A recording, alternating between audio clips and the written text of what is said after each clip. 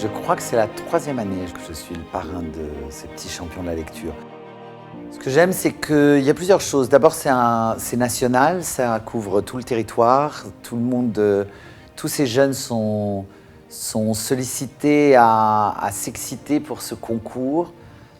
Et puis, j'adore l'idée d'encourager les enfants à lire à haute voix. Je trouve que c'est un très bon exercice parce que lire à haute voix, ça veut dire choisir, ça veut dire interpréter, ça veut dire transmettre.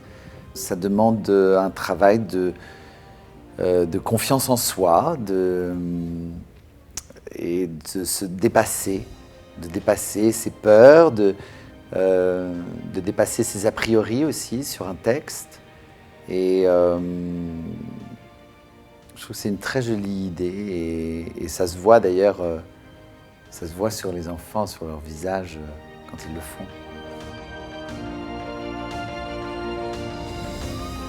Oh, la lecture, ça développe des milliards de choses. Ça développe surtout,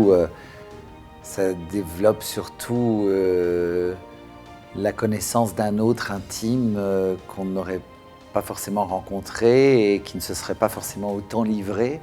Ça développe du coup des valeurs souvent comme la compassion, comme la curiosité.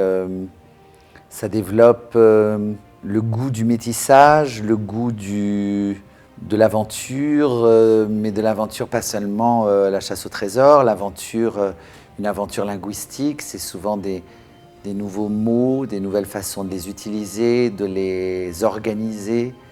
Du coup, ça ouvre sur des nouvelles façons de penser. Et puis la lecture, c'est une temporalité qui est rare aujourd'hui. C'est peut-être une des rares choses où on est encore maître de son propre rythme.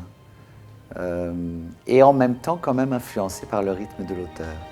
C'est un plongeon dans l'intime, dans un intime qu'on ne connaît pas.